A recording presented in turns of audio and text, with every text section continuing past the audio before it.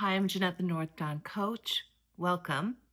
Today I'm continuing my video series on what can you do between that end of Thanksgiving period and the end of the year if you are in job search mode. Maybe you're in a current position and you're ready for a change, some sort of a pivot, or perhaps you've been laid off or are in job search mode without a current position and you're thinking, I really want to utilize this month of December to make good progress. And what's challenging about this period of the year is how many distractions there are. Job postings tend to uh, not be as frequent, especially as we get to the end of the month. And the attention to even do things like have networking conversations and so forth is really placed elsewhere on holiday parties, travel, and all sorts of other things that are not in the job search mode. And yet, you can feel like I really want to do something productive during this period of time. And so that's what this series has been about. Using this period of the 5 weeks to get ready for the January pivot or the change or the job search mode. And so today we continue that series with a look at what do you do after you have been exploring in the resources, the assessments that I sent you to in the previous videos.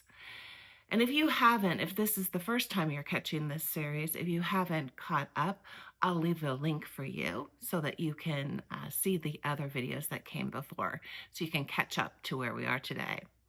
So last week we were deeply exploring in the results of the Career One-Stop assessments and taking one of the suggestions and going really deep into what the possibilities are. And that's a wonderful resource to find out information, as I'm sure you have, if you took on that challenge in the last week, to explore things like what are the education requirements, what's the job outlook, what are compensation ranges, what are typical job description components, what are the typical titles, all of that can be found within the Career One-Stop set of links.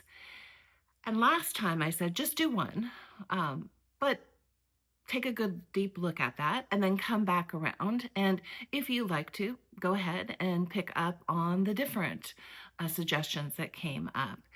And out of that, you'll get a picture of, okay, these are the things that are interesting and appealing to me.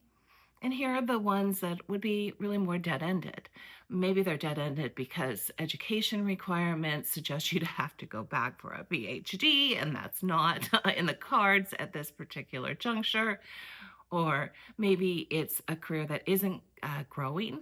Maybe it's actually shrinking, and it doesn't make sense to make an investment to move that direction. For whatever reason, there are dead ends that will be established in that search, and that's good news because that is valuable information. Now we want to work with the things that have some possibilities to them. So let's pick the one that is most interesting to you. And this week, what we're going to do is take a look back over at your transferable skills. So you're going to compare what are the skills that I have developed over the course of my career that could be utilized in a different career trajectory. So there are many skills that do not apply just to the direction that you've gone, they apply to other positions. So what you want to look at is what's the match between your set of transferable skills from your past and what the new pivot position is calling for. What's the gap between that? Between what the position is asking you for and what you already have. And then there are probably some functional skills, the technical parts of the position that you may or may not have experience from in your past.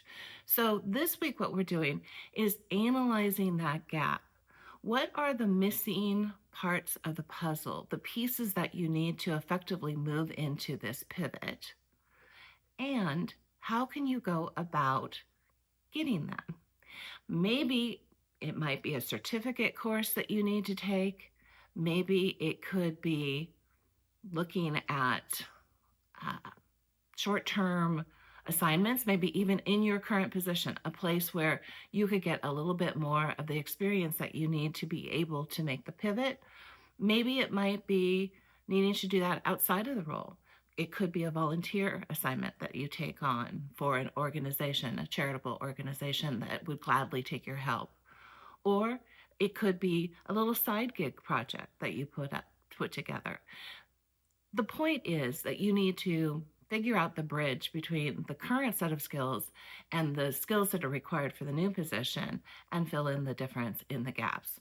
Not 100%, but something in the essential areas to move you forward in that regard.